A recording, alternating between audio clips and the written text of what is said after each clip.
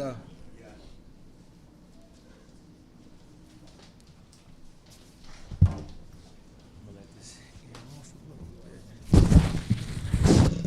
Sorry, that strong is a little smell. That smell is a little strong. But while we all stand, I'd like to give all praise, honor, and glory to Yehudah Zevaot, our God, our King, our Creator, our Maker, our owner and our possessor. Torah by Most High for allowing us all to be here this day. You may be seated. I also like to give due respect to my Abba, Chief Elquanah ben Yehudah. Without him, I wouldn't be here. I also like to give due respect to our dignitaries, even giving due respect to Nasi Ariel ben Yasaskar, even Rosh Kohat ben Lewi, to the heads, chief, men, women, and children. I bid you all in the tongue of our ancient forefathers, Shabbat Shalom, Shalom Lakim. Shalom, Shalom Lakim. All right. So today we're getting into the portion, Equev, if you follow. So when Deuteronomy, 7th chapter, starting at the 12th verse. And the funny thing is, too, right, because, you know, one of the things that you definitely want to do before you come before the Most High's people is make sure you're prepared. In any situation that you're going to have a public speaking type of interaction, you definitely want to make sure you're prepared. So as I'm writing my notes and I'm flipping through my book, I find some of my old notes from a few years back. But I said, you know what? I'm not going to look at those notes. I said, let me see what I'm inspired to say this time. So I was making my notes for today. Then I looked at my notes today, this morning, from a few years back, and it was something completely different. And that's why I'm glad I didn't try to like cop out and maybe just say, oh, you know what, I'll just go back to the old notes. Because sometimes we all have busy weeks and our days get ahead of us. You know, sometimes we may not make, because we always have the time. That's why I tell people, you always have the time. But sometimes we don't make the time to put in the same amount of effort to prepare ourselves for certain things. So I was very glad that when I went through my old notes, I had something completely different to say today. Because what that showed me is that although the portions may go around and around and around, you know, we repeat these same portions throughout the years, but we don't want to get into the habit of having the same things to say all the time. Because then that means we also going in a circle. You see, it's one thing, it's okay for the portions to rotate. But if we keep having the same things to say, that means we're not making no progress. If we have the same things to say this year and a few years, we ain't making no progress. If we still saying the same things that our leaders and teachers was talking about 10, 20, 30 years ago, we're not making much progress. So that's one of the things that, you know, it does touch on a little bit in this portion about complacency. And that's a habit that we all have to get out of. Not even just as Israelites, as us in our personal lives, as people, as mankind, we become very complacent. We like to wax fat and kick. We're going to see that today. And when we become too relaxed, we start to get a little stagnant and there's no progress made. So for years, you know, just using one example, one of the main things we keep talking about is getting our children out of these public schools. Spoken about 10 years ago, 20 years ago, 30 years ago. I'll be 30 this month, but by the time I turn 40, if we still talking about getting our children out of public schools, then that means we all did something wrong. Because a lot of times we may say things because it sounds good, but how much work are we putting into doing these things?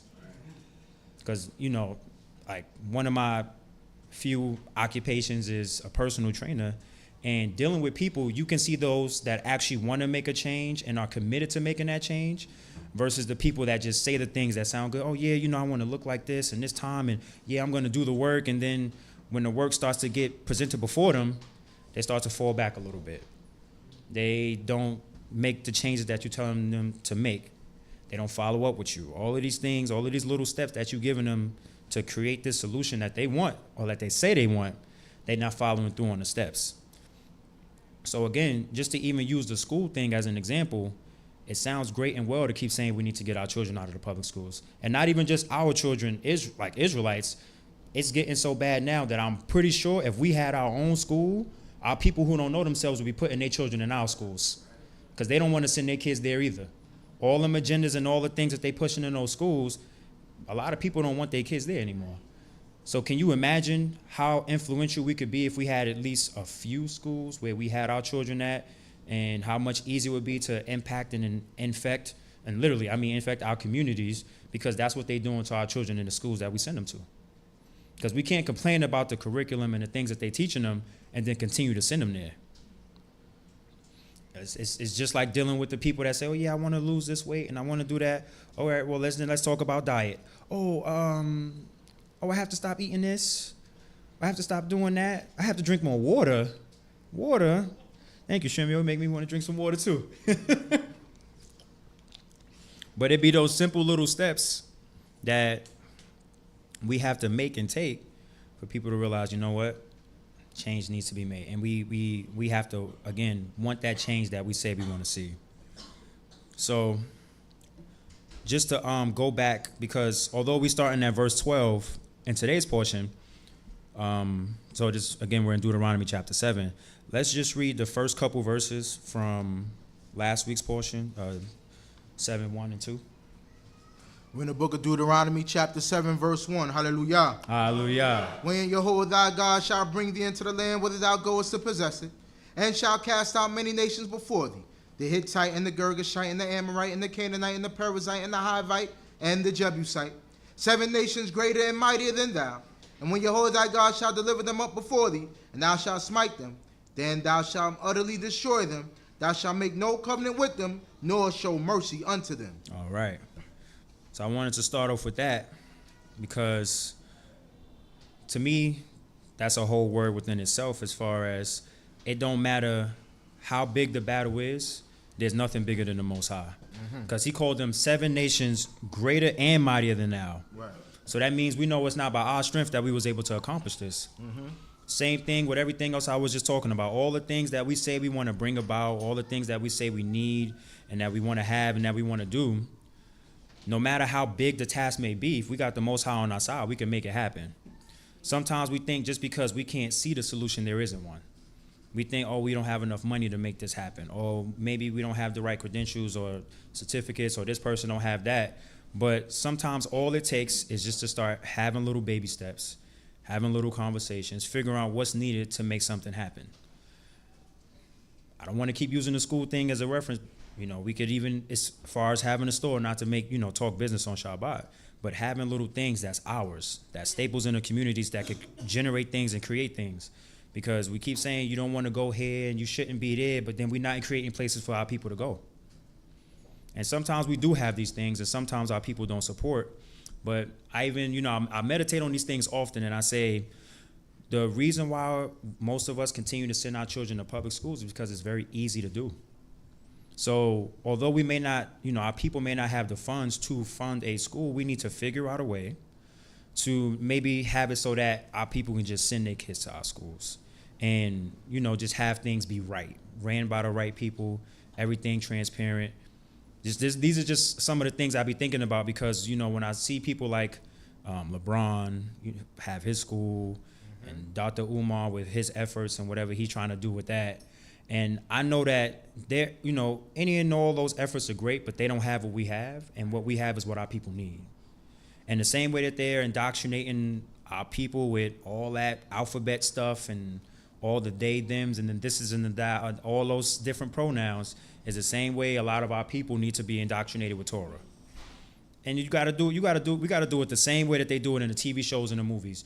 You got to just subliminally throw Torah in there. Because sometimes when people know it's from the book, like, I don't deal with that religion stuff. I don't deal with Bible stuff. Sometimes you got to just give them a proverb or you got to give them a verse without them even knowing it's a verse. Like, oh, wow, that sounds good. Like, yeah, hold on to that. I do it all the time. I just randomly quote something in the Bible. And, one of the best things that Principal said when I was young, I remember hearing when I was young, is you ain't got to do nothing but talk book all day and people think you a genius. And that rang true from high school to college to work to like just inside life, outside life, whatever. Just the minute you start speaking book, people really think you some kind of genius. And it's like, wow, I think I'm a regular guy. But all right. Came.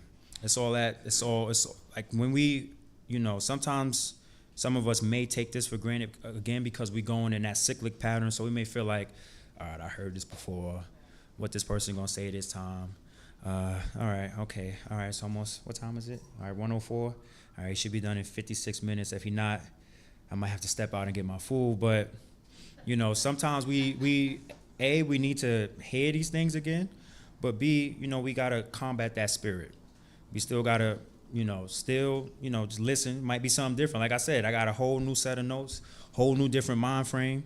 And hopefully I can say some things that spark something in our people. And even within myself, because as I'm speaking before y'all, now I have to hold myself accountable to the same standards that I'm setting before people.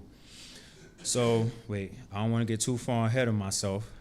But, so let's go. So now we're going to come right over to the portion. But one thing I want to read was verse 11, where it says, "Thou shalt therefore keep the commandment and the statutes and the ordinances which I command you this day to do them." And then let's start in the portion, verse 12. Ready? Okay. "And it shall come to pass, because ye hearken to these ordinances, and keep and do them, that Yehudah thy God shall keep with thee the covenant and the mercy which he swore unto thy fathers. And he will love thee, and bless thee, and multiply thee. He will also bless the fruit of thy body and the fruit of thy land, thy corn and thy wine and thine oil, the increase of thy kind and the young of thy flock, and the land which he swore unto thy fathers to give thee. Thou shalt be blessed above all peoples. There shall not be male or female barren among you, or among your cattle." So the reason I wanted to read that last part is because this is the command. And now the Most High is saying, and if you do these things, this is what you shall receive. It's like I know Mosey will probably understand this a little bit. It's like computer coding. It's like a little if-then statement, a conditional loop, So if you do this thing that I told you, then this is what will come of it. And the Most High is telling us right here, all these good things that we're going to receive. But the most important part to me that stood out, it says, "And it shall come to pass, because ye hearken to do these ordinances, to keep them and to do them." So those are three things that we should at least try to walk away with no matter what we try to do in our lives. To listen, keep, to remember, and to do. Execution is the most important part of anything that we do. It's all good and well to have an idea, to make an idea. Now let's bring about this idea. Because it benefits us to not, listen to the law or read the law or even remember the law if we're not going to do the law. So as I read that, I started thinking about, again, just regular life, because although what we read here is applicable to us in our Torah-based lives and our Israelite lives, we're still regular human beings.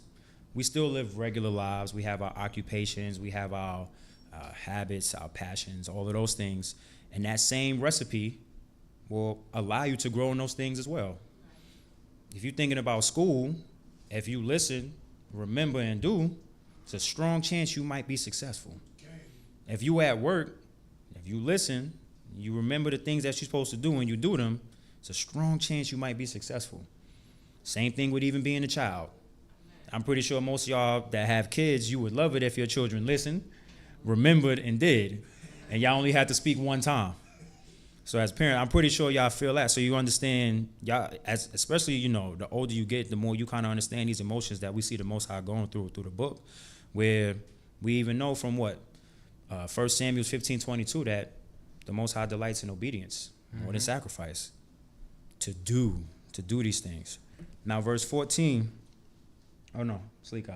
and verse 13. "And he will love thee and bless thee and multiply thee, and also bless the fruit of thy body and the fruit of thy land, thy corn and thy wine and thine oil, and increase the kind and the young of thy flock." So yeah, we're not living in times where we might have cornfields and we might not have cattle. I mean, some of our people do. Some people do have farms and they deal in agriculture, but we in the city, most of us deal with, 9 to 5 type of based occupations. And like I was just saying, the Most High bless you in those things as well. If you're doing right by the Most High, he'll allow you to grow in any and every field that you're in. Verse 14 goes on to say, "Thou shalt be blessed above all peoples. There shall not be male or female barren among you or among your cattle." And one of the things I wanted to highlight was the male part of of being barren, because I know a lot of times when we read our book, we see more times than not where it's the woman in the situation that's having trouble conceiving. But this is also to go to show you that as men, we got to take care of ourselves too, because sometimes it's not always the sisters, sometimes it's us as brothers.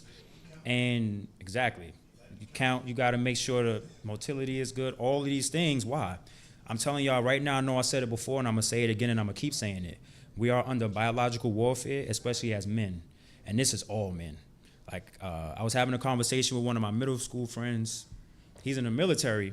So he was talking about, you know, because he's with a lot of white guys in the military. And he was saying, you know, some of them say that they feel like white men are under attack. And I'm like, yeah. I'm like, white men are under attack. But I told him, I said, all men are under attack. Why? Because men, real men, buck back. When something is incorrect and something's out of order, real men fight back. See, this country that we live in now was created because men had a problem with what men was doing, and they stood on that, and they made a change. Whether we, you know, like obviously we weren't free people when the American Revolution happened, but at the end of the day, the point is, when there's a problem, men stand up and correct it.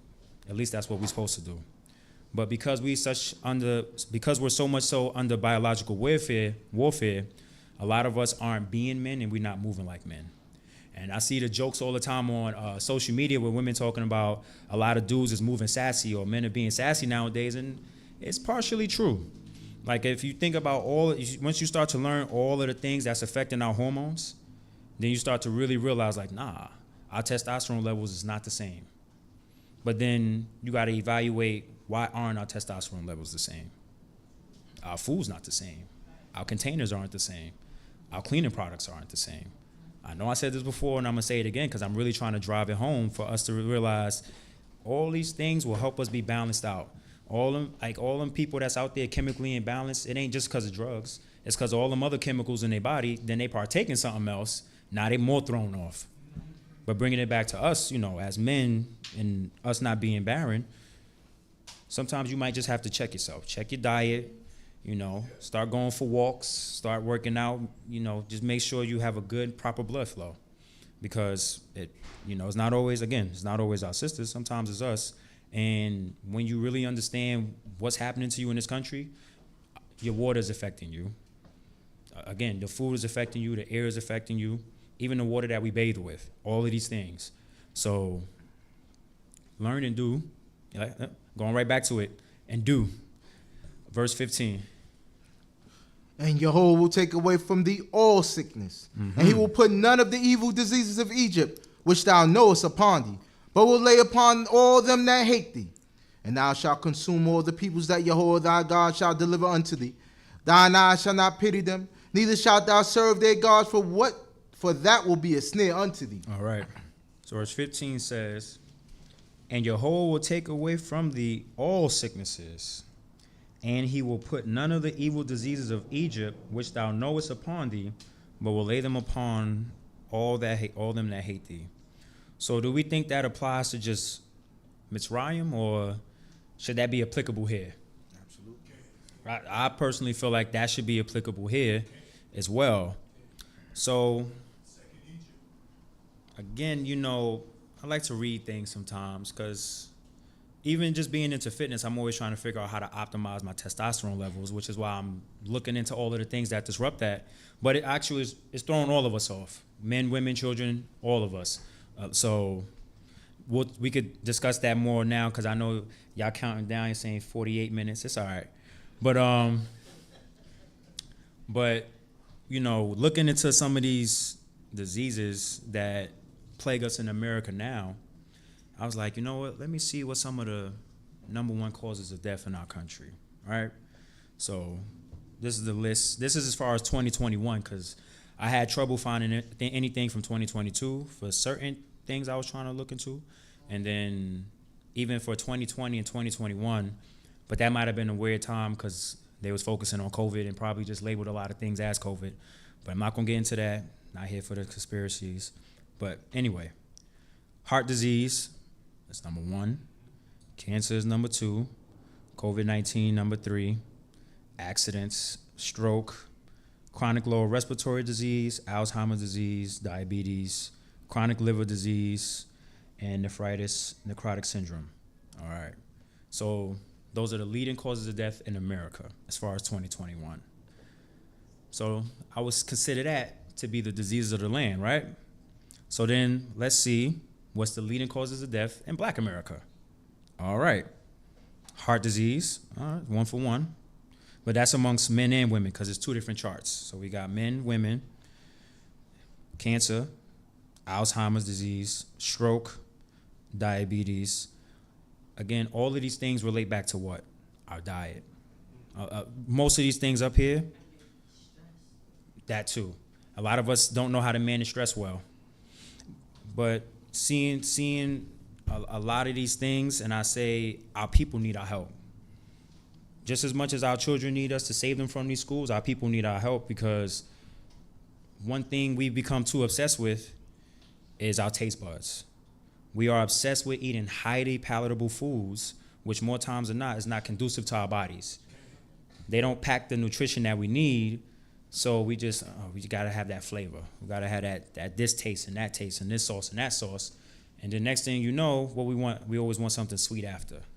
So we putting all this stuff on us, and then we start praying for health. So we bless the food before we eat it, then we pray for health after, and then it's just like, you know, not even, because not to quote something from the other book, but faith without works is dead. So we praying for health, but are we working towards creating that health? Because some things, again, sound good, but when it's time to actually do the work to make that thing happen, that's when all the hemming and the hawing starts to happen. I can't eat this every day. Like, nah, just save it for Friday, save it for Shabbat. I know sometimes it's hard for us to develop that level of discipline, but as far as I know, most of us are adults. I know we got a few yellow deem here, but most of us are adults, so just try to make small adjustments here and there, because some of these things that's affecting the black community the black and brown community, these are some of the things that might affect us as well, whether we're open about it or not. But a lot of these things may affect us also, and it's like, yeah, we can pray for each other, but let's also make that change. This is not to say to not pray, but this is pray and do. Tosif? Verse 17. If thou shalt say in thy heart, these nations are more than I, how can I dispossess them? Thou shalt not be afraid of them. Thou shalt well remember what Yehudah thy God did unto Pharaoh and unto all Egypt. The great trials which thine eyes saw, and the signs and the wonders and the mighty hand, and the outstretched arm whereby Yehudah thy God brought thee out, so shall Yehudah thy God do unto all the peoples of whom thou art afraid. Moreover, Yehudah thy God will send the hornet among them, until they that are left and they that hide themselves perish from before thee. Thou shalt not be affrighted at them, for Yehudah thy God is in the midst of thee, a God great and awful. Great and awful. One of the things I meant to say earlier, but it's all right. That's the beautiful part about rewriting things in your notes. Anything that the Most High bring you to, he can bring you through. And, you know, just because you may not see a way don't mean there is one. Our people saw that these people were bigger than them. And mind you, remember, we just coming out of Egypt. We don't have no real military. We don't have any real tactical or strategic type of skills to be ready to go to war. So there's going to be some fear in our hearts. And this is not to say that you shouldn't. No, hold on. This is not to say that you can't be afraid, because fear is a human emotion. All these emotions that we have, the Most High God gave them to us. But the reason why he keeps saying these things is to strengthen and encourage us, and to let us know that despite that fear, I got you. Because, again, no matter how big the battle is, the Most High is bigger. He goes on to say, wait, sleek eye. Oh, yeah, this was the part that I like. 20, where it says, moreover, Yehudah thy God will send a hornet among them until they that are left and they that are, and they that hid themselves perish from before thee. So I looked at that, like when I said, you know, he'll make a way even if you don't see one. We so worried about fighting that battle, not realizing the battle's already being fought before we get there. Like this is like the first aerial strike you see in history. And we ain't even need no fighter jets. The Most High just sent his hornets, did to them what they had to do, and all we have to do is our next part is follow what he said to do. Verse 22. And Yehudah thy God will cast out those nations before thee by little and little. Thou mayest not consume them quickly, lest the beasts of the field increase upon thee. But Yehudah thy God shall deliver them up before thee, and shall discomfort them with a great discomfiture until they be destroyed. So one thing I took from verse 22 where it says, Yehudah thy God will cast out those nations before thee, little by little, before thee, little and little, that thou, the mic is in my eyes. Thou mayest not consume them quickly, lest the beasts of the field increase upon thee. Mm-hmm. And that's even, just taking this outside of the portion, because ain't too many of us been to battle or been to war. So just making this applicable for our regular lives. Doing things little by little, so you don't be overconsumed or overwhelm yourselves. Because one thing I realize with certain people is we become overambitious and we want to take on a lot of things, and now we can't manage any of those things. So the same way it's saying here, by little and little, even oh man, I wish I would have wrote that quote down, but line by line, precept upon precept, those little things like that, whether it comes to studying a book, working on your own personal project, whatever it is that you're working on, do these things little by little, because sometimes when you take too much on, you overwhelm your mind, you overwhelm your body. Going back to stress, I got one client who's just got a promotion at her job. She's working this much, then she's pursuing her master's program in this, and then she's studying for that. So she had to cancel a couple sessions this week. And I'm like, no, it's all right. Just, take care of yourself. But I'm just, I'm also trying to let her know, it sounds like you're taking too much on for yourself, because sometimes we want to get to somewhere so fast. They're like, all right, if I do this like this and I do this like that, now we overwhelm ourselves and we don't end up getting nowhere, because stress is a killer. So let's not take too much on ourselves.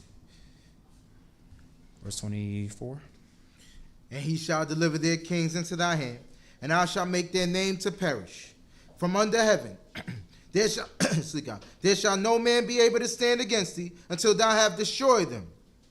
The graven images of their gods shall ye burn with fire. Thou shalt not covet the silver or the gold that is on them, nor make it unto thee, lest thou be snared therein, for it is an abomination to Yehudah thy God. And thou shalt not bring an abomination into thy house, and be a curse like unto it. Thou shalt utterly detest it, and thou shalt utterly abhor it, for it is a devoted thing. So one of the things that we learned right in Exodus, chapter 20, verse 4. Mm-hmm. Matter of fact, you can go and read it. Let's read it verbatim, just in case we got any new listeners and they may not know yet.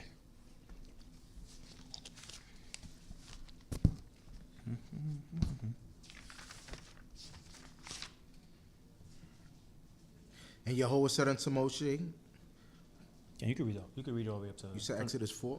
20 verse 4. Yeah, I'm like. Thou shalt not make unto thee a graven image, nor any manner of likeness of anything that is in heaven above, or that is in the earth beneath, or that is in the water under the earth. So, one thing we know that we did when we got out of Egypt, we made that golden calf, which is something we're going to talk about a little later in the portion. But even thinking about in today's, time where you have a lot of people that think that they keep in this book, and then they have all these idols, and they have these statues, and they have these beads, and they have these necklaces and chains, and they thinking they all doing it in the name of God, when the Most High makes it very plain and clear that he doesn't like graven images. Right. But our people are misguided. They don't know better. Now, some of them are learning better, so as they begin to read, and that's one thing I try to do with any of my friends, that, they're going to walk their faith. It's not, personally, I don't feel like it's our job to try to push this on anyone. Our job is to live it, and people should see it and want to do it. But when I'm talking to people that may have a different understanding, I'm not going to berate them for their, different thought process. I'm going to say, you know what, but did you read the book for yourself? Let's just see what the book say. And you could take them to places like this, and what's this? Deuteronomy 7, 25, 26, Exodus 4. Let them read things like that for themselves, so that they could come to some type of conclusion like, you know what, maybe grandma was wrong. Maybe mom and pops wasn't right about this or that. They might show their parents. That is part of our job, Again, like I said, you got to sneak it in the way the TV programs sneak in all that alphabet stuff. Just push it in there just a little bit, little by little. Chapter 8. Chapter 8, verse 1. Hallelujah. Hallelujah. Oh, the commandment which I command thee this day shall ye observe to do, that ye may live and multiply and go in and possess the land which Yehovah swore unto your fathers. And thou shalt remember all the way which Yehovah thy God had led thee these 40 years in the wilderness, that he might afflict thee, to prove thee, to know what was in thy heart, whether thou wouldest keep his commandments or no. And he afflicted thee, and suffered thee to hunger, and fed thee with manna, which thou knewest not, neither did thy fathers know, that he might make thee know that man doth not live by bread only, but by everything that proceedeth out of the mouth of Yehovah doth man live. Hallelujah. So, a couple things I wanted to say with this. I'm gonna work backwards. I'm gonna start with the last part. Everything that proceedeth out of the mouth of Yehovah doth man live. That was a powerful, powerful verse for me, just reading that. Like, I felt something when I was reading it during the week, and it made me think, despite the fact that the Most High kept our people clothed and fed throughout the wilderness, it made me think about how so many of our people are starving. Because this is more than just for us that's listening to this today, and those that will listen to the repeats when these are, played over again. These are things that our people need because, like it says, man doth not live by bread alone. So a lot of our people may have food to nourish them, but they missing that spiritual nutrition. Right. A lot of people out there are just devoid of any level of understanding, and it's like you can see it. The older you get, I guess I see it now more than I did at any other age, so I'm just speaking from my experience. But it's like, wow, this person really needs to hear this, or this person needs to hear that. And unfortunately, because America is so good at what they do, they've made people hard-headed to the things that they need. So the things that we have that they need to hear, it got that feeling when you start to say it to people. And sometimes it's our own family. Like it's our, a lot of us do have family that may not keep law, or even, if they do, but we, trying to tell them, well, hey, look at things like this. We become stiff-necked. We don't want to hear that. We harden our hearts to certain pieces of information. But now working backwards where it says, and thou shalt remember all the way which Yehovah thy God hath led thee these 40 years in the wilderness, that he might afflict thee to prove thee, to know what was in thy heart, whether thou wouldest keep his commandments or no. And one of the things I was thinking about too is more times than not, when the Most High has proven us, it's not even to himself, it's to ourselves. Because we be thinking we have a certain level of faith in the Creator. It's easy to have that faith when things are going good in our lives. Right. When everything is peaches and cream, it's easy to say you love the Most High and sing hard and loud and walk through life like, living your life like it's golden. But when the funk starts to hit the fan a little and maybe bills start to pile up and little things start to happen and you step off that curb wrong, so now your ankle hurting for 3 weeks, any and every little thing, is the faith still the same? Is the love still the same? Because as we know, most of the people that went in the wilderness didn't make it out. So, yeah, everything was good when we was walking out of Egypt, taking everything from the Egyptians. We got our reparations and everything. Yeah, cool. Woo. Now, we're a little hungry. Now, we're a little thirsty. Now, this little 11-day journey is over a year. Like, what we doing? Why is it taking more than a year? Oh, wait, now it's more than 11 years. Mm-hmm. What are we doing? So when things don't happen in the time frame in which we think it should be, that's when our faith starts to get a little tested. We think we looking at our time scale, not realizing the Most High has his own. He gonna do things when it's right for it to be done, not because you think it's right.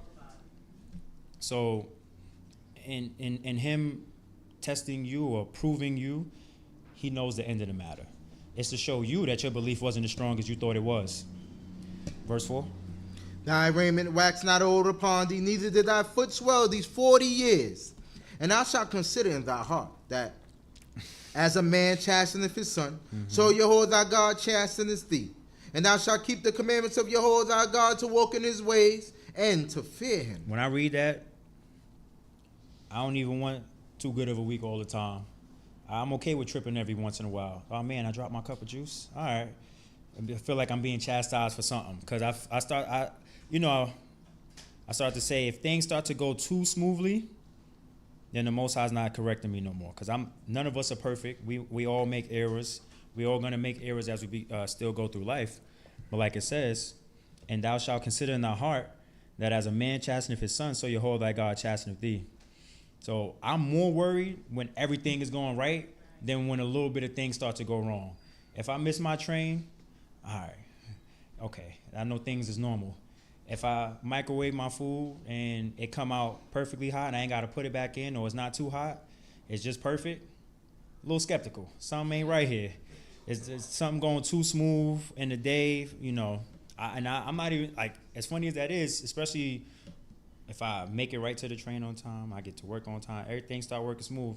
If everything works smooth from the moment I open my eyes and thank the Most High, all the way up to halfway through my day, I'm just like, this is my last day or something? What's going on? Why is everything working out? Yeah, no, amen. No. I enjoy it all, but I just get skeptical when I'm not being punished alone. Amen. Verse, let me see. The raiment that didn't wax old and our feet that didn't swell. Not too many of us could even walk across one bridge and back without our feet hurting. But we was walking for 40 years. Our feet didn't swell.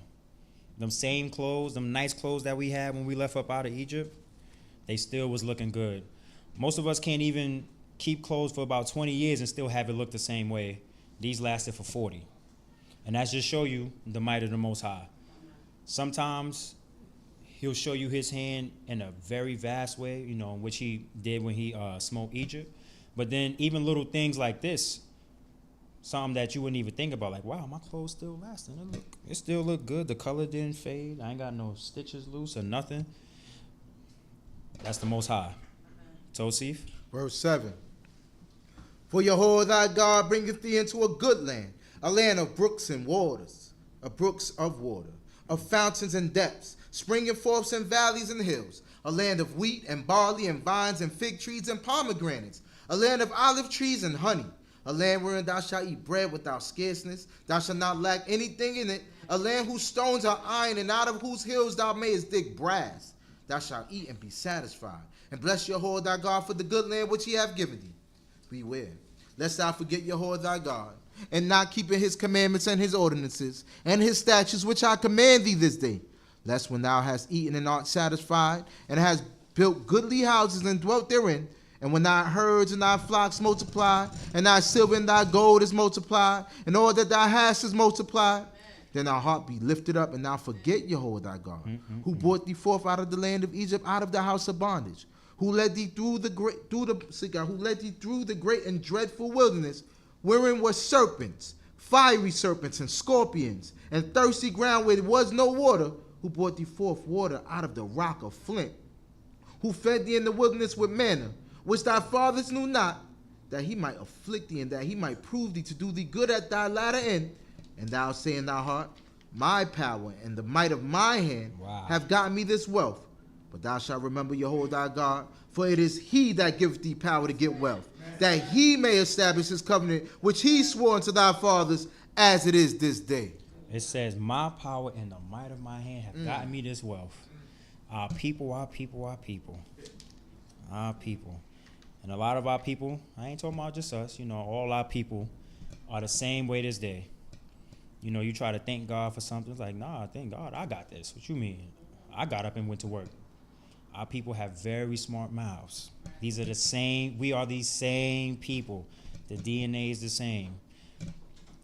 So when I started off this portion, I began to talk about complacency. And I had to just look up the definition for myself to see like what it actually means, because for a while I just took it as a person just being content, you know, just where they at. But it means like a smug sense of accomplishment.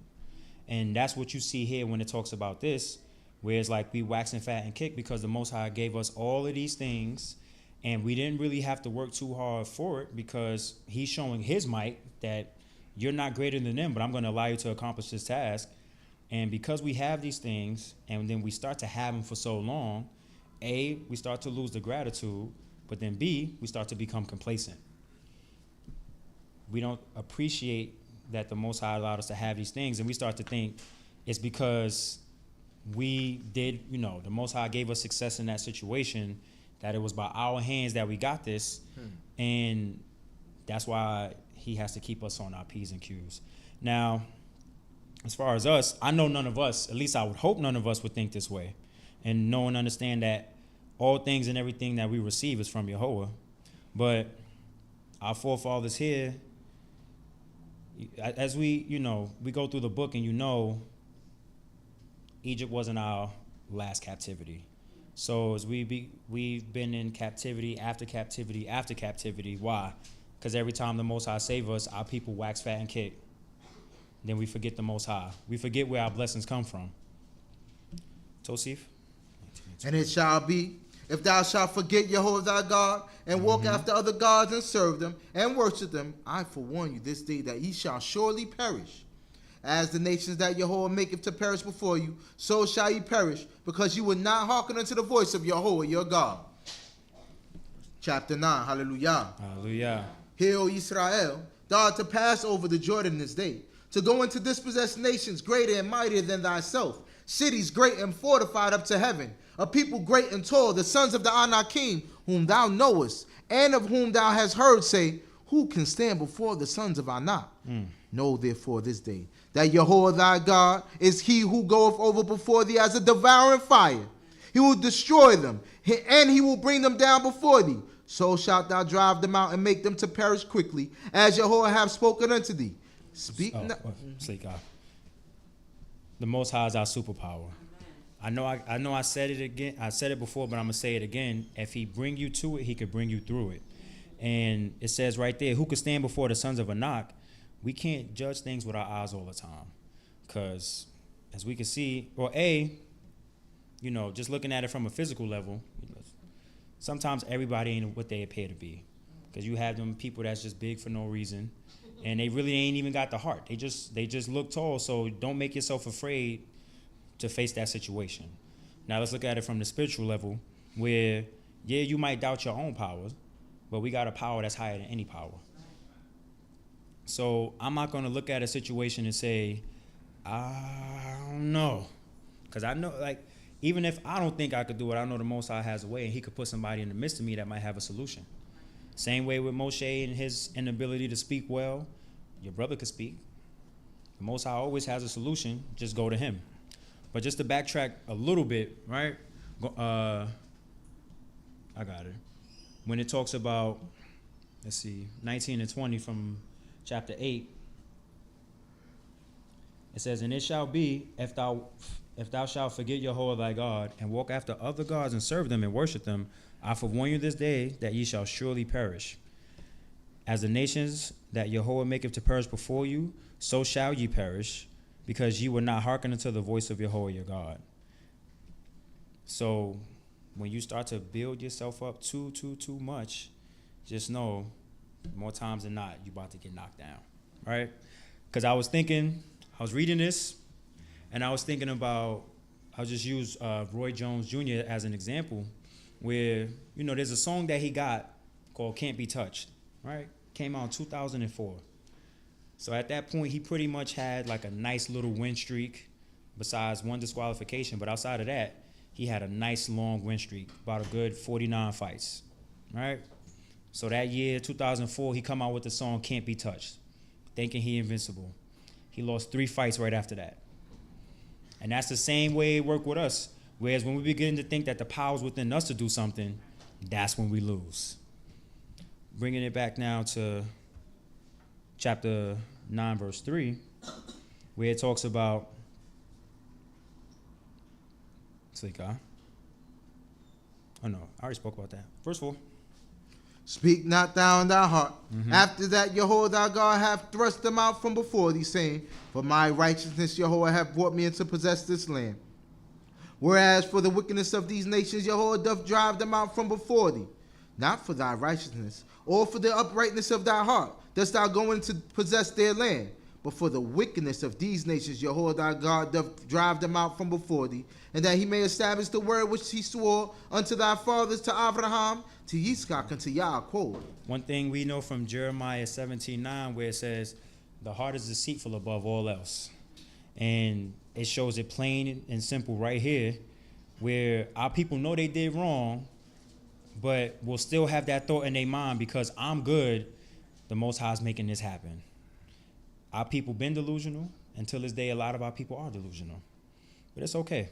Tosif, know therefore that it is not for thy righteousness that Yehudah thy God giveth thee this good land to possess it, for thou art a stiff-necked people. Remember, forget thou not how thou didst make Yehudah thy God wroth in the wilderness, from the day that thou didst go forth out of the land of Egypt until ye came unto this place. Ye have been rebellious against Yehudah. Also in Horeb ye made Yehudah wroth, and Yehudah was angered with you to have destroyed you. When I was going up into the mount to receive the tables of stone, even the tables of the covenant which Yehudah made with you. Then I abode in the mount 40 days and 40 nights. I did neither eat bread nor drink water. And Yehudah delivered unto me the 2 tables of stone written with the finger of Yah. And on them was written according to all the words which Yehudah spoke with you in the mount out of the midst of the fire in the day of the assembly. And it came to pass at the end of 40 days and 40 nights that Yehudah gave me the 2 tables of stone, even the tables of the covenant.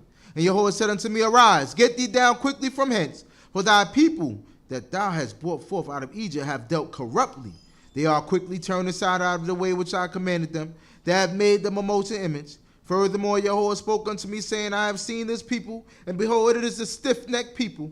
Let me alone, that I may destroy them, and blot out their name from under heaven. And I will make of thee a great nation. I will make of thee a nation mightier and greater than they. So I turned and came down from the mount, and the mount burned with fire. And the 2 tables of the covenant were in my 2 hands. We remember what Moshe did when the Most High told him to, stand beside and let him destroy them. And he was going to make a nation out of him. We remember what happened there? He prayed. Moshe prayed for the people. The same people that was talking about him. That's right. The same people that was giving him a headache. The same people that was working against themselves. And he said no. I'm pretty sure in the back of his mind, he might have regretted it when he lost his chance to go into the land. But at that time, this is why he was the man for the job. Because had it would have been maybe me, like what? A nation of Judites? But Moshe, he knew that there was there's something more important to the mission than just having his name be attached to it. He knew that this had to be something that was going to be seen through to the end. So despite all these things that they did, speaking against him, speaking bad about him, complaining and crying about everything, I'm pretty sure most of y'all with maybe kids or grandkids, when they start saying the same thing more than one time, y'all get a little flustered and frustrated. All right. Imagine how Moshe felt having to hear the same crying and complaining for 40 years from grown people. These ain't even toddlers. These is grown people that's crying and complaining all the time. And on top of that, he still had the spirit and the love for his people to say, they're more important than me. Matter of fact, you can blot me out the book, but keep them. And that just show us, because, as we in Deuteronomy now, as you can see, as we reading all of this, a lot of this is recounts of events that we've seen in Exodus and Numbers. So you just seeing him recounting these events, but we know that we're getting towards the end of Moshe's life. And we know all of the things that he's been through, and we see where he is. We know that he still saw the mission through. And I think about that with us is like, if we 100% knew that we wasn't going to see the land in its fullness, the way we're supposed to have it, the way we're supposed to inherit it, how many of us would still have that spirit of Moshe to be like, I'm going to see it through to the end? Because some people, like, unfortunately, we have this relationship with God where it's like, I feel like if I do this, then God's going to do this for me. Or, just because it looked like America is collapsing right now, that don't mean this collapse won't take 50 years. My generation will be the new set of elders by the time we actually get up out of here. So for those of us that may be a little, I know some of y'all just a dash bit older than me, a year or two, most of you, right? Are we content with not, are we content enough to say, you know what, I may not see it, but I'm going to stick through it. I'm going to stick beside it. Because that's the unfortunate, even me and myself, the Most High may not allow me to see that, but I am the mind state I have right now. If y'all know any other version of me, that means I went off. But the mind state I have right now, I could see and know and have a vision that you're not going to make it into the land. I don't see myself still turning aside. Because I read often, and there ain't no other understanding out there that's higher than this. So to turn away from it, like, it's so weird, a a lot of us may have friends and associates that may have turned away from the Most High. And it's like, the reason I feel bad for them is because you know too much to do anything else now. Right. Like, how do you comfortably go into celebrating Christmas, Easter, anything, regular holidays or whatever, when you've been around this for so long, you know better. There ain't no way you could sit in that and in your spirit really feel comfortable unless you just that far cut off. Because you know that ain't nothing you should be celebrating. And it ain't even nothing that the people that celebrate it should be celebrating. So you know better. Mm-hmm. So it's just like, it's one of those things where, wow, I can't turn away from this understanding no matter what. Where was we at? 15? 16. Torah. Yeah, let's yeah. I'll go to 18. And I looked, and behold, ye had sinned against Yehudah your God. Mm-hmm. He had made you a molten calf. Ye have turned aside quickly out of the way which Yehudah had commanded you. And I took hold of the 2 tables and cast them out of my 2 hands and broke them before your eyes. And I fell down before Yehudah, as at the first, 40 days and 40 nights. I did neither eat bread nor drink water, because of all your sin which ye sinned, in doing that which was evil in the sight of Yehudah to provoke him. Can y'all imagine fasting after fasting? That's how stressed we had Moshe. How many of us could fast right after Yom Kippur? Fast and eat and go right back to fasting or something.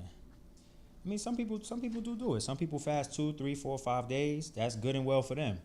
That's not required of us. Most High only asked that we fast one. Well, he didn't even ask. We know it's really giving us an opportunity to get closer to him, but we fast once a year. Some of us fast 3 times a year.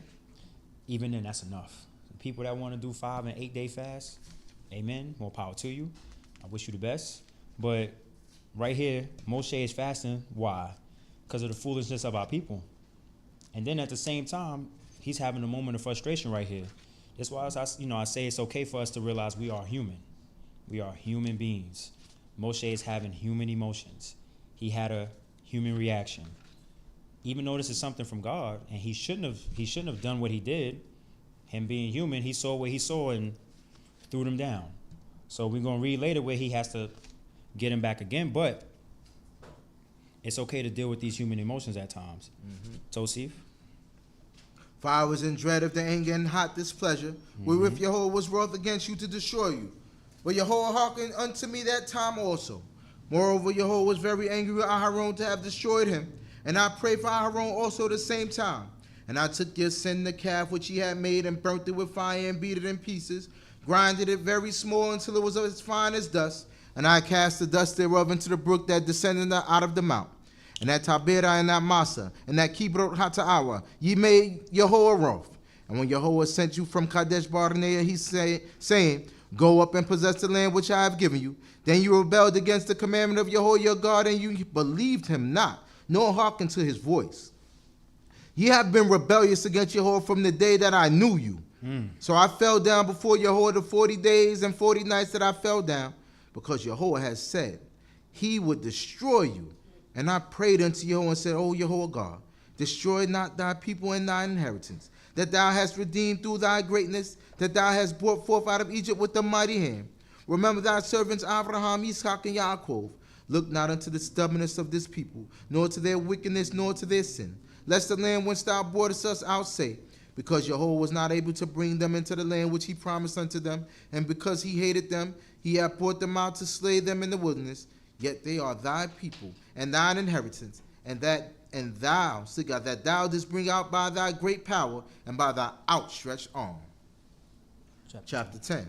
At that time Yehudah said unto me, hew thee 2 tables of stone like unto the first, and come up unto me into the mount, and make thee an ark of wood. And I will write unto the tables the words that were on the first tables which thou didst break, and thou shalt put them in the ark. So I made an ark of acacia wood, and hewed 2 tables of stone like unto the first, and went up into the mount having the 2 tables in my hand. And he wrote on the 2 tables according to the first writing the 10 words, which Yehudah spoke unto you in the mount out of the midst of the fire in the day of the assembly, and Yehudah gave them unto me. So we can see right here, like I was just saying, Moshe had a moment of frustration when he threw down the first set of tablets. But this time, the Most High is telling him, hew thee 2 tables of stone like unto the first, and come up unto me into the mount. So the first time, he had them made from scratch, everything. He didn't have to do no work. Now he had to put a little bit of work into it. Why? because sometimes we have the bad habit of not appreciating something when we didn't have to work for it. Sometimes it's very easy to just to toss something aside because there's no sense of accomplishment, Right. no achievement. When you work towards something, when you really put your energy in towards creating something, you're gonna make that much more effort to make sure that thing stays the way it is. If you like if you do what's it called? My fault. It's slipping my mind right now, but when they bring back the old cars and stuff, there we go. I keep thinking refurbish, restore. Thank you. Right. Like the people that do those car restorations, and more times than not, they not only bring back the value of the car, but they become more valuable. Right. And even then, they won't sell it because the amount of work that they put into making it. So now, even though, again, Moshe being human, he had that human reaction. But this is not to say this is a punishment, but now you have to do a little bit more work than you was required to the first time. Same thing with us in our lives. The Most High bless us with something and we don't appreciate it enough, and we sit there and just treat it like it's nothing. Now we're going to have to work harder to get that thing again, or work harder to achieve whatever it is that we wanted. So, Sif? And I turned and came down from the mount and put the tables in the ark which I had made, and there they are as Yehudah commanded me. And the children of Yisrael journeyed from Be'erot B'nai Ya'akan to Motzerah. There Aharon died, and there he was buried. And Eleazar his son ministered in the priest's office in his stead. From thence they journeyed unto Gudgad, and from Gudgad to Yotbah, a land of brooks of water. At that time Yehudah separated the tribe of Levi to bear the ark of the covenant of Yehudah, to stand before Yehudah to minister unto him, and to bless in his name unto this day. Wherefore Levi hath no portion nor inheritance with his brethren. Yehudah is his inheritance, according as Yehudah thy God spoke unto him. Now I stayed in the mount as at the first time, 40 days and 40 nights. And Yehudah hearkened unto me that time also. And Yehudah would not destroy me. And Yehudah said unto me, Arise, go before the people, causing them to set forward, that they may go in and possess the land which I swore unto their fathers to give unto them. And now, Yisrael, what doth Yehudah thy God require of thee, but to fear Yehudah thy God, to walk in all his ways, and to love him, and to serve Yehudah thy God with all thy heart and with all thy soul, to keep for thy good the commandments of Yehudah and his statutes, which I command thee this day. And this is all for our own benefit. The Most High don't benefit from any of these things that he's asking us to do. All of this is for our own benefit and peace of mind. Tosi? Behold, unto Yehudah thy God belongeth the heaven and the heaven of heavens, the earth with all that in them that therein is. Only Yehudah had a delight in thy fathers to love them, and he chose their seed after them, even you, above all peoples, as it is this day. Circumcise therefore the foreskin of your heart, and be no more stiff-necked.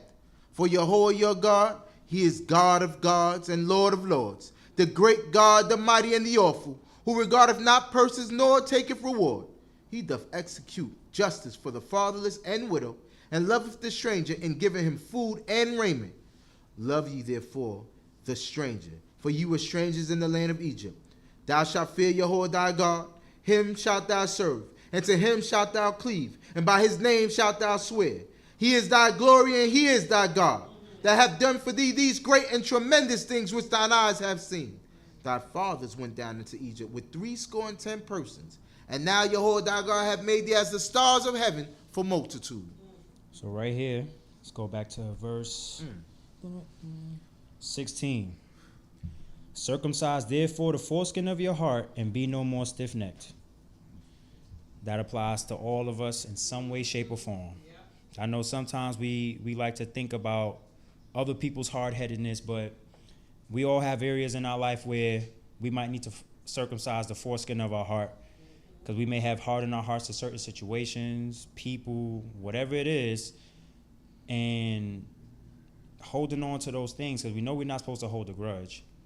So that's one thing. But holding on to those things ain't no good for us. And even circumcising the foreskin of our heart, take that a little bit step further, and, managing our emotions a little better. You know, just because it's okay to have these emotions as human beings, that doesn't mean it's okay to act on them all the time. We have to be well regulated in our emotions. One of the things that I did forget to say earlier, but it's coming back to me now, is this society that we live in is causing people to become too obsessed with their feelings and thinking that it's okay that they act on those feelings all the time. Like, we live in a very, the world is getting stranger and stranger, and it's like it's turning into an episode of Black Mirror or the Twilight Zone where you really got to sit down and think, like, do they have us hooked up like in the Matrix or something? Because things is really just getting weird. Like, if I said I identify as a cat and my pronouns are meow, you have to respect that. And if you don't, you're a bigot. That's the world y'all kids is growing up in. I know y'all think it's easy because they ain't got bills, but they growing up in a very weird world. This world of theys and thems is very weird. Oh, because I feel this and I think this, and today I feel like that, and like there really was a kid that identified as a cat, and they let them act like a cat in school. It sounds like a joke. That's how funny it is. Where it sounds like a joke, and then you can go ahead and look it up. Like, oh, someone is oh, they went that far.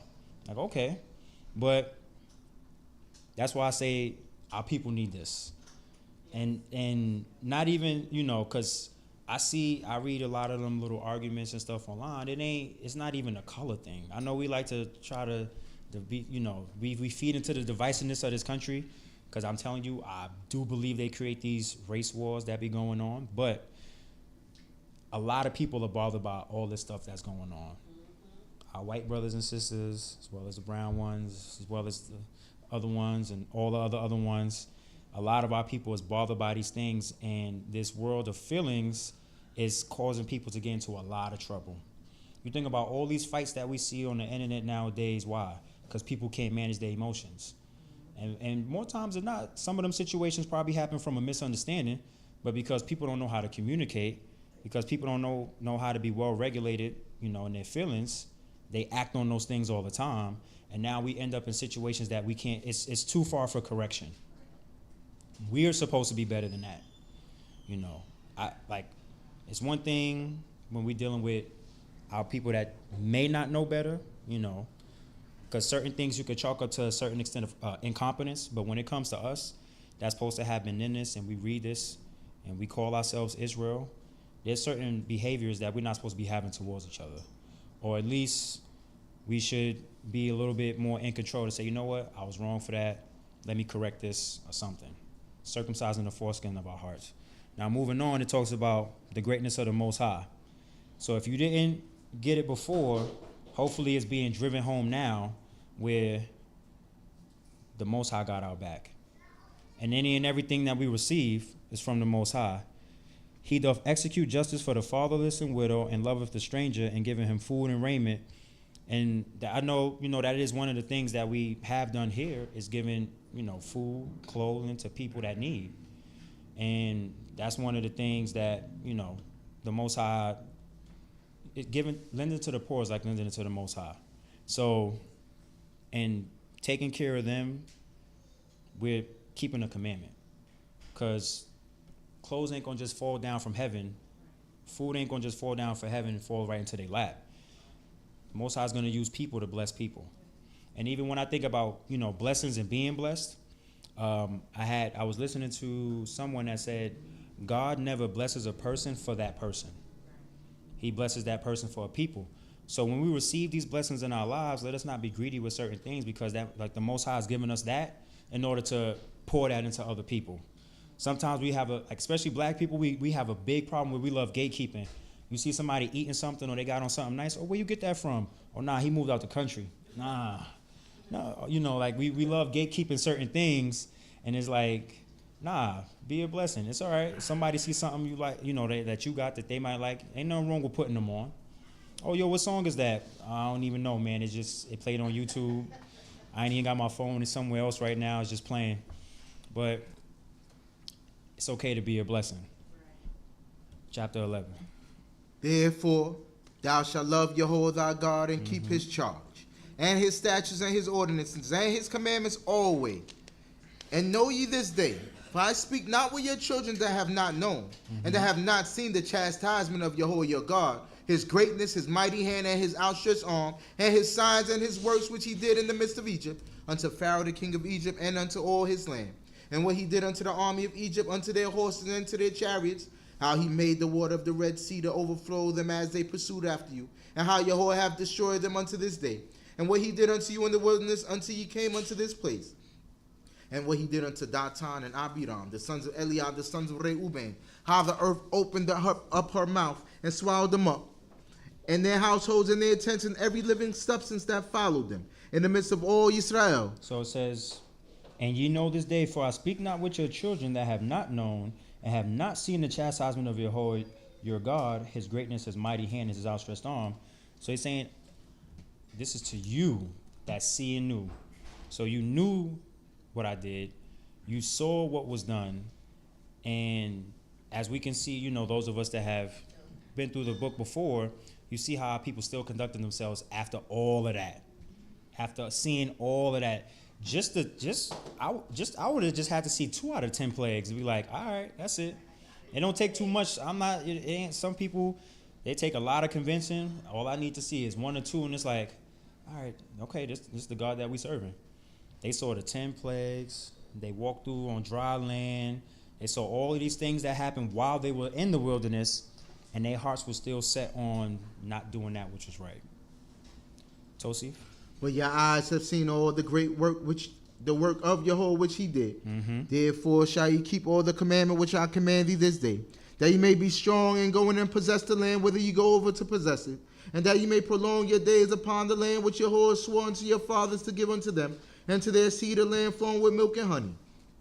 For the land whither thou goest in to possess it is not as the land of Egypt, from whence ye came out, where thou didst sow thy seed and didst water it with thy foot as a garden of herbs. But the land whither ye go over to possess it is a land of hills and valleys, and drinketh water as the rain of heaven cometh down. A land which Yehovah thy God careth for. The eyes of Yehovah thy God are always upon it, from the beginning of the year even unto the end of the year. And it shall come to pass, if ye shall hearken diligently unto my commandments, which I command you this day, to love Yehovah your God, and to serve him with all your heart and with all your soul, that I will give you the rain of your land in its season, the former rain and the latter rain, that thou mayest gather in thy corn and thy wine and thy oil. And I will give grass in thy fields for thy cattle, and I shall eat and be satisfied. Take heed to yourselves, lest your heart be deceived, and ye turn aside and serve other gods and worship them. And the anger of Yehovah be kindled against ye, and he shut up the heaven, so that there should be no more rain, and the ground shall not yield her fruit, and ye shall perish quickly from off the good land which Yehovah giveth you. Therefore shall ye lay up these my words in your heart, and in your soul, and ye shall bind them for a sign upon your hand, and they shall be for frontness between your eyes. And ye shall teach them in your children, talking of them when thou sittest in thy house, and when thou walkest by the way, and when thou liest down, and when thou risest up. This sounds familiar, don't it? Yeah, we heard it last week, and we're hearing it again. Why? Because our people need to hear it again. But one thing that I thought about this before, and I had to write it down now, and it said, when we see here, and ye shall teach them your children, talking of them when thou sittest in thy house, when thou walkest by the way, when thou liest down, when thou risest up. Going back to America, right? This is a very strategic and smart country. They keep you busy. They keep your children busy. Can we really and truthfully say we're doing this part right here, this verse 19, and then Deuteronomy chapter 6 as well? I don't know that exact verse, but can we really and truthfully say, we're talking to him when we sit in the house, when we're walking by the way, when we're lying down, we're rising up? Because more times than not, when you wake up in the morning, you getting ready for work and or getting your kids ready for school. The commute to school, maybe, depending if your children are there with you, you might be talking about it with the book with them then. Then y'all separated for 40, 50 plus hours a week, because most children, at least I could say when I was in school, we had after school programs. So, you got school from a certain amount of time, then you got your after school program for a few hours. So the children are away from home, parents are kept at work. So America has done a very good job of keeping parents and children separate to the extent that you can't influence your children as well as they can. Because if they're being influenced by their peers, their educators, social media, television, etc., and it's more than just the hours that's spent in school, especially nowadays, because let's be real, we're in communication with our friends often. So this is going on maybe 80 plus hours a week of outside influence, Then we have the Shabbat day, where we maybe spend from 11 to right now in the summertime, 8:39 at night with each other. You think this little 10 hours can combat 80 hours? You know. So, because what you put more energy to is what will be more fruitful. So, unfortunately for us, we may have to work a little bit harder and keeping our children, you know, a little bit more Yah minded. But if we don't want to see another generation kind of just go by the wayside, there's going to need to be a greater effort. Because it does feel, and I'm not going to say lonely, but being one of the only few people in the late 20s is just like, where everybody else at? But I know where some of everybody else is at. And it's not fun, but I also look at it like, was everything possible done to cultivate and keep them? And at the end of the day, we got to be real. Some people was just going to walk away, but did we do everything we could to make the most positive and possible outcome? If we say, if the answer is yes, then that's not true, because then they're not here. So, Tosif, yeah, let's finish this out. And thou shalt write them upon the doorposts of thy house and upon thy gates, that your days may be multiplied in the days of your children upon the land which Yehodah swore unto your fathers to give them, as the days of the heavens above the earth. For if ye shall diligently keep all this commandment which I command you, to do it, to love Yehodah your God, to walk in all his ways, and to cleave unto him, then will Yehodah drive out all these nations from before you, and ye shall dispossess nations greater and mightier than yourselves. Every place whereon the sole of your foot shall tread shall be yours. From the wilderness and Lebanon, from the river Euphrates, even unto the hinder sea shall be your border. There shall no man be able to stand against you. Yehodah your God shall lay the fear of you and the dread of you upon all the land that ye shall tread upon, as he has spoken unto you. Hallelujah. Hallelujah. And if there's one thing that you should be able to take away from this portion, is that no matter what your insecurities might be, let your security be in the Most High. Amen. Because I said it before, and I'm going to say it again, there is no battle bigger than the Most High God. That's right. There's nothing that he could bring you to that he can't bring you through. Amen. Because we will see situations and allow our minds to play that tricky game where we start to get too worried. Ain't nothing wrong with being worried, but don't start fretting. You know, like they say, don't let them see you sweat. So with that, I pray you all got something out of what I said. You know what I mean? I finished in a good time for y'all. I know my people getting tired. I know y'all want to eat. I consider my people. Is someone gonna? Oh, you got it? All right. Shabbat Shalom again. Shabbat Shalom. All right.